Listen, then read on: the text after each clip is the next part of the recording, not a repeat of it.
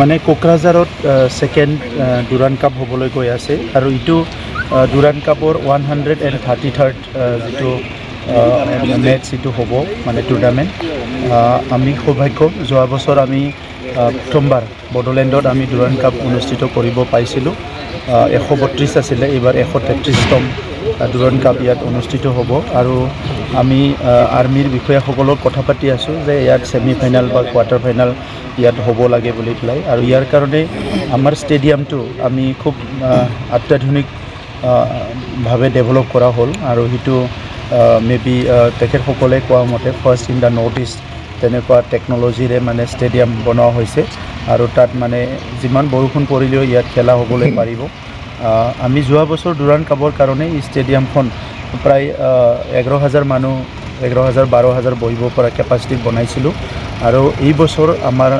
budget session হৈ যোৱাৰ পিছত ইয়াত আমি গোটেই ৰূপটো লগোৱাৰ কাৰণে ঠিক কৰি আছোঁ যাতে নেক্সট তৃতীয় ডুৰান্ড কাপটো আমি ইয়াতে কৰিব পাৰোঁ আৰু আমাৰ টিম আজিৰ পৰা প্ৰেক্টিছ আৰম্ভ কৰিব আমাৰ যেটো ঘৰুৱা দল হ'ব যোৱাবাৰ আমাৰ অলপমান খেলাত ইফাল সিফাল হৈছিলে কাৰণ টিমটো অলপমান ততাতৈয়াকৈ বনোৱা হৈছিলে আৰু এইবাৰ টিমটো আমাৰ ভাল হ'ব তো সেইকাৰণে মই সকলোকে অনুৰোধ কৰিছোঁ যেহেতু বড়োলেণ্ড বুলি ক'লে ফুটবল প্ৰেমী গোটেই নৰ্থ ইষ্টতে ফুটবল হয় কিন্তু বড়োলেণ্ডত যেটো ক্ৰেজ বা যেটো আমাৰ মানুহবিলাকৰ ফুটবলৰ প্ৰতি যেটো এটা আকৰ্ষণ আছে সেইটো বেলেগত দেখিবলৈ নাপায় তো সেইকাৰণে আমাৰ তাত খুব ভালকৈ যোৱাবাৰ হৈছে সবে ভাল পাইছে আৰু ভাৰতৰ ৰক্ষা মন্ত্ৰী ৰাজনাথ সিং ডাঙৰীয়া যোৱাবাৰ আহিছিলে এবাৰো আমি আশা কৰিছোঁ কোনোবা নহয় কোনোবা আহিব আৰু বড়োলেণ্ড অঞ্চলৰ যেটো ফুটবল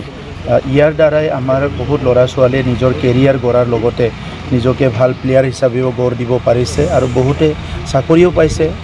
ডিফেন্সত পাইছে পেৰামিলিটাৰীত পাইছে কোনবাই মানে ৰেলৱেত পাইছে বহুতো চাকৰিও পাইছে তো এই কাৰণে মই আশা ৰাখিছোঁ যে ডুৰান্ড কাপ ইয়াত অনুষ্ঠিত হ'ব লাগে আৰু 2-3 বাৰ কন্টিনিউ হৈ যোৱাৰ পিছত যেনেকৈ আমাৰ ইউৰোপত হয় বা বেলেগ ঠাইবিলাকত ভাল গেমবিলাক হয় এই কাৰণে